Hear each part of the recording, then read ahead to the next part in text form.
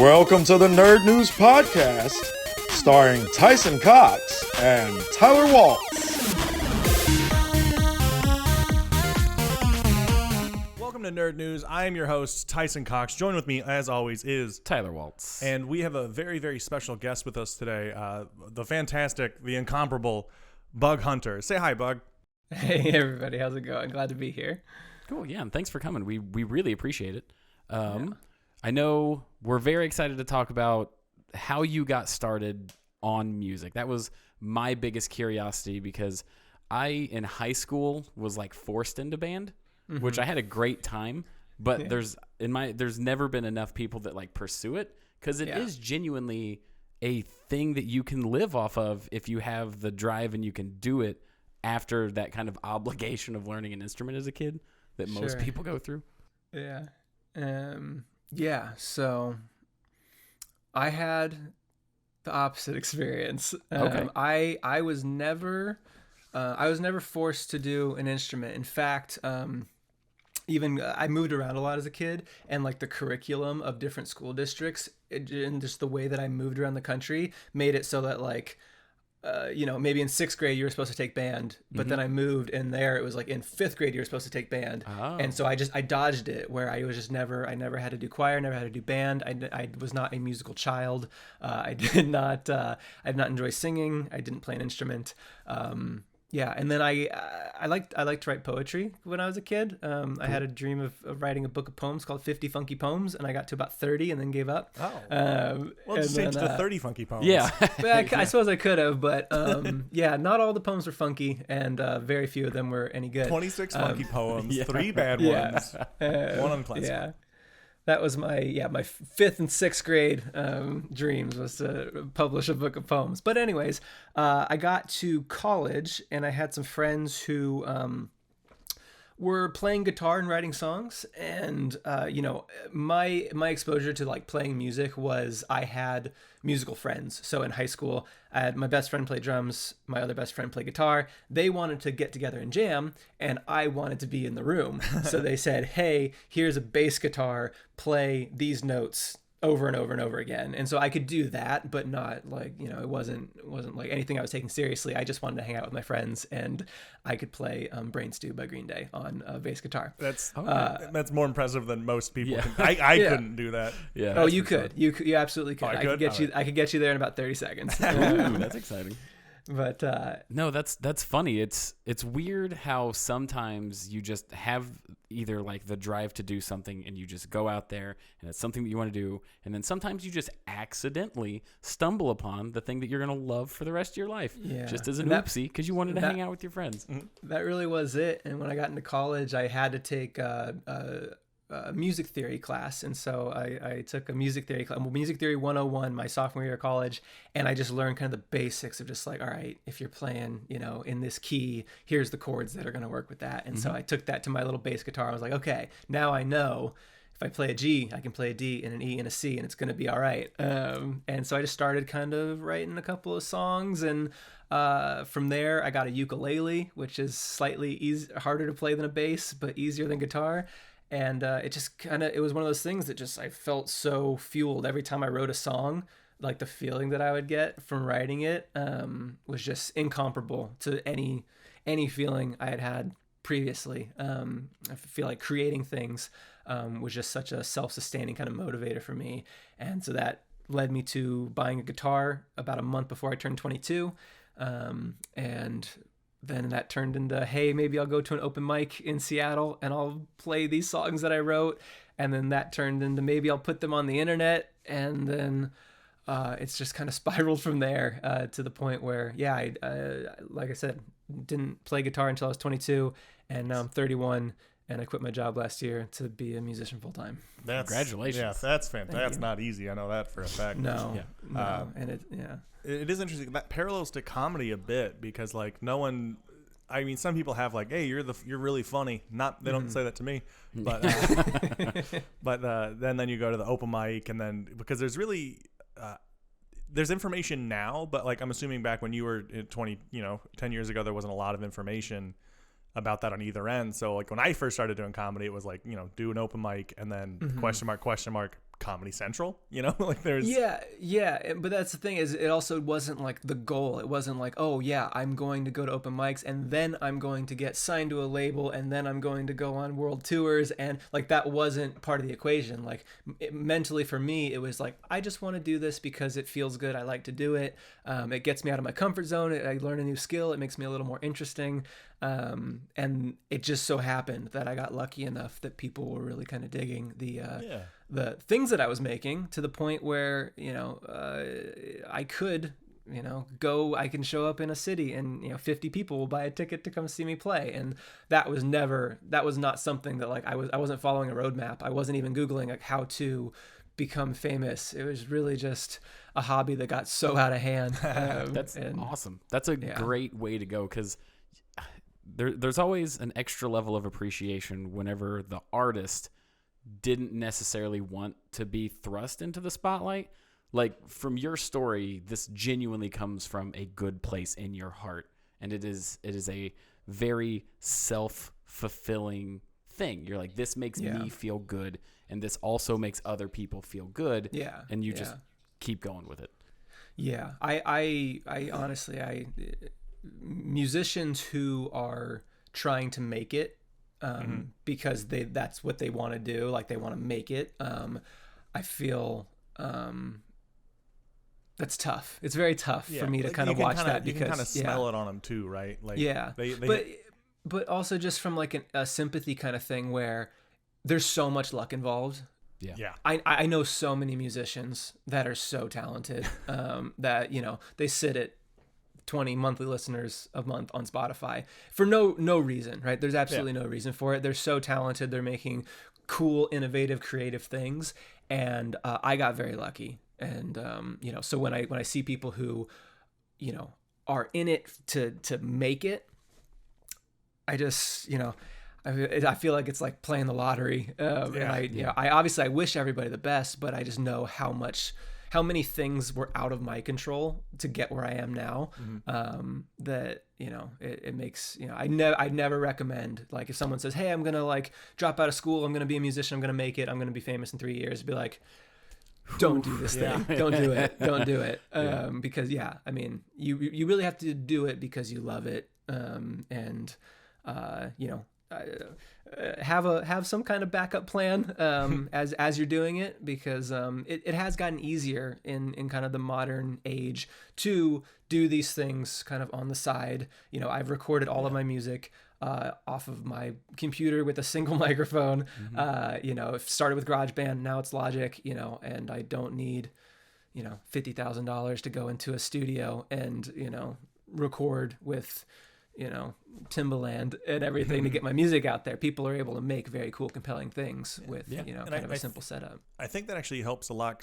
One thing I really appreciate about your music is how like autobiographical it feels, and how it will touch on topics that if there is a producer in the room, there is no way they'd be like, no, I want to have a song about two ghosts, you know? It's because I am independent, I get to really just follow my gut with everything. I'm not beholden to anybody, which I think it works to my advantage in my niche. I don't think I'm going to blow up to Taylor Swift levels. It's just not in the cards. But because I'm able to really just put my thoughts out there, and because of you know, the algorithms that assist in finding those micro niches in the world and exposing people that might like that very, very, very specific thing. You know, I've been able to do that. Bug Hunter could not be a band in the 90s. It's just not. It's not possible. Not possible. Not with the widespread kind of reach that you would need to like actually make money with music, and the upfront costs that it would have taken. Yeah, the upfront costs used to be insane. But I think there's also a bit of a monkey's paw when it comes to being as famous as Taylor Swift, you know? You don't get to be a person anymore. No, that's not my goal at all. No. Can you share like what's one of your favorite memories, like in pertaining to like the music? Because like talking to you seem like a little interesting, because it's not going to be like, to my guess, it's not going to be like, well, I made a ton of money one night. It's going to be like something different. No, so truly, and this, everything about this journey has been very unexpected for me, but the probably my favorite piece of it has been, and this has kind of developed in the last like year or so, as we came out of out of COVID, but kind of more where people are going out and doing things, where my dad is my road crew chief. Oh, wow. Okay. So when I go on tour, it's normally just me and my dad. We will be in kind of like a mini. We'll rent a minivan, and he drives the van, and he sets up the merch table, and he greets people at the door with the guest list and gets everybody where they need to be, and he introduces the show, and afterwards he gets everybody in line for a merch thing. And I have spent more time with my dad in the last year than like my like entire life, just because, I mean, we're like, when we're on the road, it's, it's a 24/7 thing. Like we're normally sharing a hotel bed, at the Best Western, Nice. on the way to wherever. Right. And just the fact that him and I have been able to have this time together, because he retired a couple of years ago. And so he's just like, can I come on tour with you? And I was like, yeah, sure. And I was thinking like, yeah, just come on tour. It'd be fine. But like, he's like stepped into this role where like he does so much like work for the shows to make them fun, and after the show we debrief about how everything went, and it's just, so that to me has been such an unexpected like joy in my life, that I've been able to like have that time with my dad and kind of work on this project together, and kind of lean on each other, where he motivates me and is there for me as like a sounding board when I'm like, hey, should I write the song this way, should we go to this city, all these different steps that we're taking, and so yeah, having that kind of experience has been something, probably what I'll take away. I feel like right now I'm living in the golden years of my life, just like I know I'm in the good old days right now, because Yeah. it's just such a special time for me. That's incredible. That's absolutely amazing. Fantastic. That's really cool. So I do have a question. What was so you moved around a lot as a child? Was that due to like were you a military kid? Was it a job? Yeah, it was just talking about my dad again. Yeah. My dad, he moved. He stayed at the same company for 30 years, but okay. I think he got really good at like opening up new spots. That like he just, once something got up and running, they were like, okay, well now we need you in Columbus, and he just, all right, well, pack up kids, we're going to Columbus. And so about every 3 years, we'd make kind of a large move. So been in Columbus, Chicago, LA, graduate high school in Arkansas.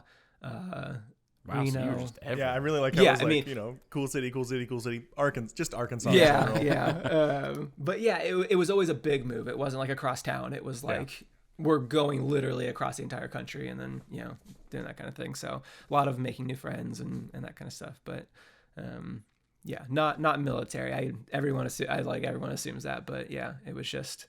That's why I told him, I think it was military. Yeah. Yeah. I got a quick question. So when you said that once you started building up your skill as a musician, you started just posting online, just in general, just your songs? Yeah, so I started with SoundCloud, Bandcamp, and then I Googled around and researched, and yeah, if you give a company $40, they'll put you on Spotify and iTunes and all those places too. So yeah, it was just just trying to get things out there. I put out an album in 2015 that wasn't under Bug Hunter; it was just under Bug. So that is kind of like my little Easter egg album that if you get really deep into the Bug Hunter lore, people will eventually find it. And it's not as good as anything that came out afterwards, so I don't really talk about it a whole lot, but it's there. If you've listened to everything and you really want more, you can get my rough around the edges kind of early work. Okay, good But to know. yeah, that sat on Spotify for 2 years. No one listened to it. I released an album called Torn Between a Couple in 2017. No one listened to that for a very long time. But then I released a song called Dear McCracken, and Reddit picked it up.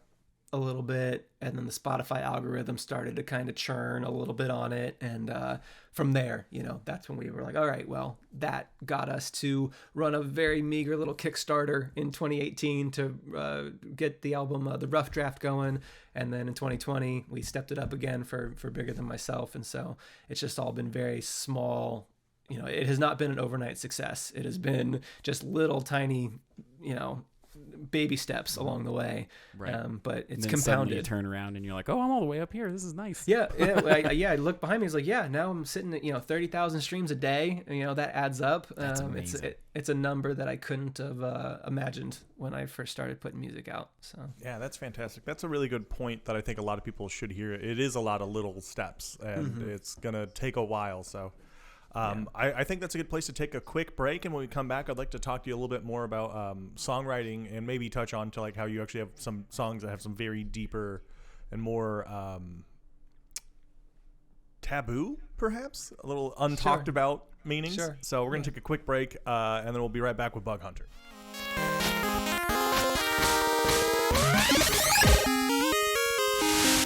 Welcome back to part 2 of the episode here with Bug Hunter. And we're going to get into songwriting and how you go about from start to finish, whether it's just maybe an idea or if you just sit down and start writing the music part. What is your process for when you want to write a new song? Yeah, so I have a unique answer for this that I feel like I have a system. So when I'm first starting, the very like base of everything, I'm always thinking of ideas for songs. So anything can happen. And if I see it and it sparks something in me, I will text myself some note about it. I have a note on my phone from 6 years ago now, where I just texted myself, you're a good man, McCracken, which is what the lady next to me on a plane wrote at the start of her email to this guy that she was writing an email to, that I was watching her write this email. And I was just like, this was such an interesting thing, watching, this lady write an email. And like, I could tell like all the things that she was like backspacing and she was trying to toe this line between being too, affectionate. And anyways, so I have that note, and then 6 months later I pick up my guitar and I'm just flipping through my notes, and I'm like, oh yeah, this plane thing, watching this stranger write a email on a plane, let me see if that's anything. And so I'll sit and I'll just mess with the basic chords that I know. I very rarely stray from anything that's not just like a normal major or minor chord, because I'm not very good at guitar, but I do feel like I'm pretty decent at telling stories. So I just use those building blocks to put songs together. And then once I have the song like draft down, where I feel like, okay, I could like sit and I could play this song for somebody without having to be like, oh, and that's all I got so far. Like I can like, all right, beginning, middle, end, right? Okay. That's when I put it into my spreadsheet. That was into the spreadsheet. And this is the step that I attribute all my success to, that I feel like people don't. Most songwriters probably don't do this as formally as I do it. I'm sure that part of the process for writing songs for a lot of people involves editing, right? Which is all this step is. Mm-hmm. But for me, I'm very visual and I'm very data driven. And so I will put all the lyrics of a song into a spreadsheet, and then I will like categorically go through and rank different elements of the song on a 1 to 10 scale. And so every line I like rate how, does this line contribute to the song? Does this line sound cool, or is it interesting? Does it flow well, or is it clunky? And is the rhyme of this line, is it interesting? Did I just rhyme mad with sad? Because that's a 3 out of 10, right? If I'm gonna get very like simple and basic with it, and then I can just look. It's all color coded once I kind of go through, and I have to be honest, right? If I just go through and just 10 out of 10 everything, it doesn't work, right? I have to like really like reflect and say, okay, this line actually, it's a very good idea for a line, but it sounds clunky. So it's a 9 on the idea, but it's a 4 on like the execution of it, basically. And then when I'm going to go and I'm going to rewrite the song, I have this just color coded thing. I can see all these red marks of this line needs to be rewritten. And sometimes that I can just spot check that and just boop, get that line. But sometimes I can't fit the rhyme that I've already set up in a previous line. So I have to dig and maybe have to change the line before it to make it work. And then, hopefully it doesn't go to where I have to rewrite the entire verse, the entire chorus, but sometimes that's what it takes. And so that's kind of my process for getting songs to what I consider to kind of be like Bug Hunter release quality. If I were to just kind of go with my just gut and just be like, oh yeah, this is a cool song, I think the extra magic in my songs that people maybe don't pick up on their first listen, but maybe on their second or third listen, these very, very small details, where I don't like to make everything that I'm doing in my songs very obvious. I like them to kind of on the surface be interesting and engaging, but also if you really listen and you analyze the lyrics, within the song, there's small things, but then references to other songs if it's on the same album, and tying things together in that way. So, that's kind of the overview of my songwriting process. That's really fascinating. Yeah. I've caught a couple of the little Easter eggs. I like, you got Dancing in the Panic Room. You refer to McCracken, and I do enjoy. I think I was told it was solipsism, where you'll use a word like play, and then you'll use the same word but with a different meaning right next to it. I really enjoy. Yeah, it's just interesting, and how you change.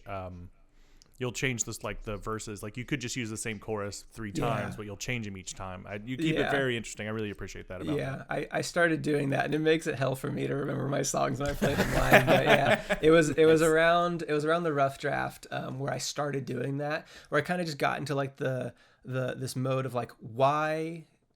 I need to justify, because there's a song structure: verse, chorus, bridge, chorus, outro, right? And it's you follow that path, you're gonna be fine. But why narratively am I repeating this part of these words that I'm saying? Why is it repeating?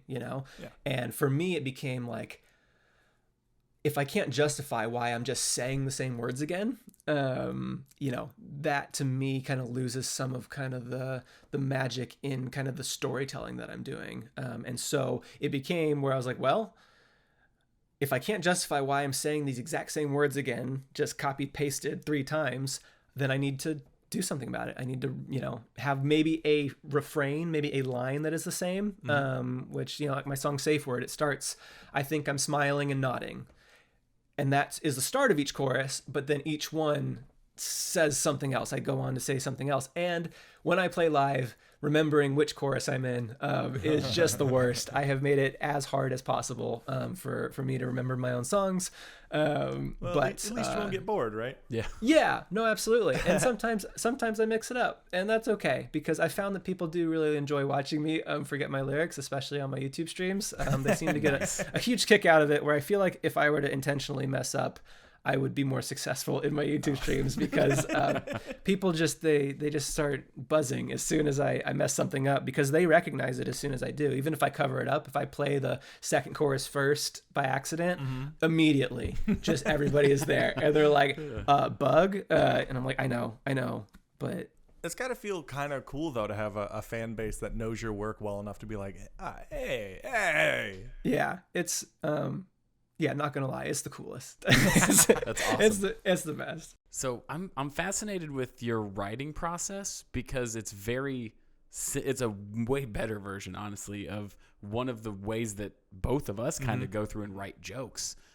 I have this story. I was at the grocery store and some funny thing happened, and you just write out this paragraph. And what I do is I just cross out sentences that are unnecessary, just to get it as short and as timely as possible. And to hear that you write music that way is just, it's crazy, because I would have never guessed or expect that in any way.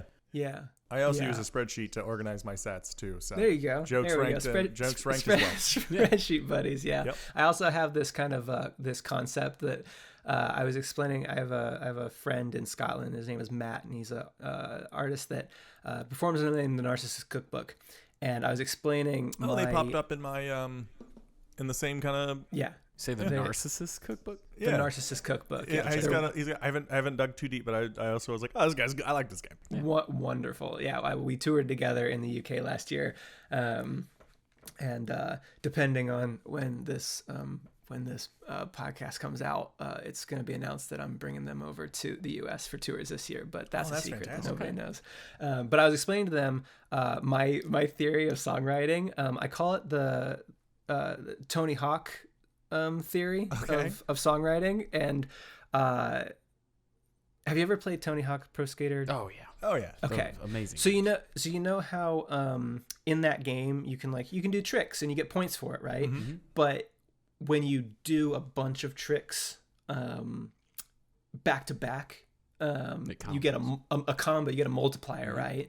And so when I write songs, I think of it in the exact same way of like, I haven't said or done something interesting, clever, funny, either musically or lyrically in, you got about 5 to 10 seconds, right? Like you can't go very long. I need to do something, some sort of, whether it's some, clever wordplay or, change the way the music feels at this moment. You have to do something. And if you do that and you don't break your combo and you can get somebody all the way to the end of the song becomes more than the sum of its parts, right? It's not just like you have this very, very cool, chorus, but the verses are just kind of like getting you to the chorus, right? Yeah. Because if the verses are boring, you have this impressive chorus, that's great, and you get points for that. But if the verses are also kind of, if they tickle your ears and you are enjoying them as well, all of a sudden the entire song is, it becomes this like 11 out of 10 great thing. And so that's my like whole philosophy for writing songs is, and it reflects in the spreadsheet too, because, if I have this long chunk of like 6, 7 out of 10s for, a verse or a chorus, that isn't just good enough, right? I need to throw in something that's a 10 out of 10 somewhere, every couple of lines. So I do like how you do, I don't know if drag's maybe not the right word, but you make mention of like, I could just make a simple sing along, but like, I want to keep this interesting. And then I do have one more question, then we'll kind of wind down a little bit. So in your songwriting, the topic choices is one of the things that I was like, I enjoyed. I think I found it was I think Dear McCracken first, and then Too Bad Bath and a Ghost. Like, oh, that's really interesting, and then that got me listening. And I got down to Deserve Me and Take It Back. Take It Back. Thank you. Yeah, of course. And those were the two that I was like, oh my God, these are like very deep, meaningful songs that feel very autobiographical and honest. So how do you feel about, because like that's the thing in comedy, whenever you're like very you, that's what people like you, they don't, you could have great jokes, but if they don't like you, they don't really care. Yeah. But like, how do you feel and go about just being that open and honest in your music and then just releasing it? Yeah. I mean, I don't think that I would have put those songs out into the world. It would have been very hard to put those songs out into the world earlier in my like songwriting career, where my only audience was like truly like my friends and family, where like I knew nobody's going to listen to this, right? But having an audience relate to the things that I'm talking about in my songs, and knowing that I do have a platform of sorts, a very small one, to kind of put sentiments out into the world, was like it empowered me to be like, okay, I know that I am putting myself out in the world in a very vulnerable way, but the impact that it can make to I feel like, especially with those songs,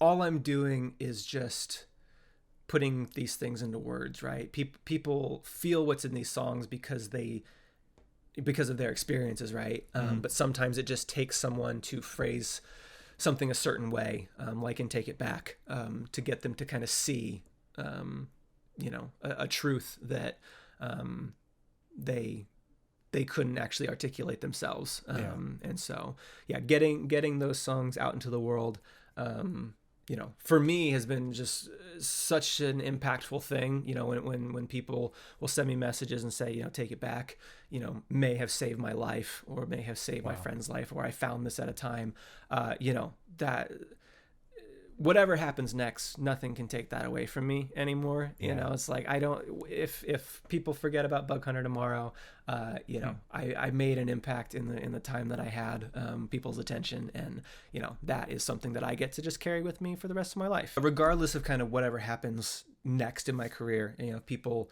stop listening to me tomorrow, you know, I will always have the impact that I was able to make with you know, those types of songs that are a little more serious.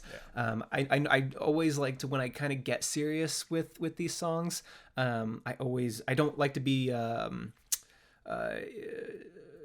don't like to mope. I feel like there is I mean, I grew up loving, you know, I listened to My Chemical Romance and Fall Out Boy, and like I loved that music as a kid, but there was always kind of this just like feeling sorry for yourself kind of vibe to a lot of that music.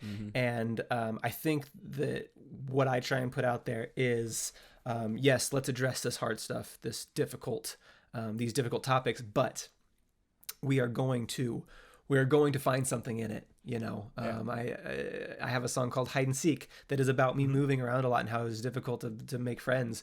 But I say, you know what, I am now ready. I'm ready for anything. You know, I can just pick up and move to Richmond, Virginia when my wife gets into school. And we're going to, you know, leave all our friends behind, and we're going to go to Richmond, and it's going to be an adventure. And I'm going to look at the positives of it, because I know from experience that everywhere I ever moved, I, at some point, not immediately, but at some point, preferred where I was. I said, I am glad that I'm here and not the previous place, except for Arkansas. That was the only place where I was like, no, I'm going back to California immediately. And I went back to California as soon as I did.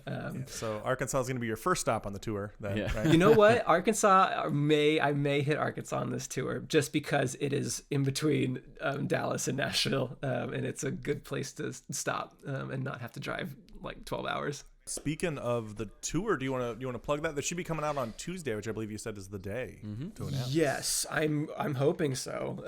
I have a few more cities to book, but like if it's not announced yet, it's fine if I'm talking about it here. But yeah, me and the Narcissist Cookbook are doing 3 different legs this year, because something I found out about myself last year from being a full-time musician for the first time, where I wasn't like, oh, I'm gonna take PTO and go on a little tour, right? Where I was like, okay, I can actually tour for as long as I want because this is my job. I found out that my limit, and you know, me and my wife, like, we really like each other, and we love spending time together. Nice. And I don't want to be on the road for 6 weeks, right? It's just that's not really like my lifestyle. Unfortunately, I'm lucky enough that just with the different revenue streams of, sometimes it's streaming, and I have the kind of that base income of just Spotify and things like that. I don't have to tour constantly. I wouldn't have quit my job if I was forced to tour constantly to do what I'm doing. But so my limit's about 10 to 12 days. And so we're going to be doing 3 separate kind of 10 to 12 day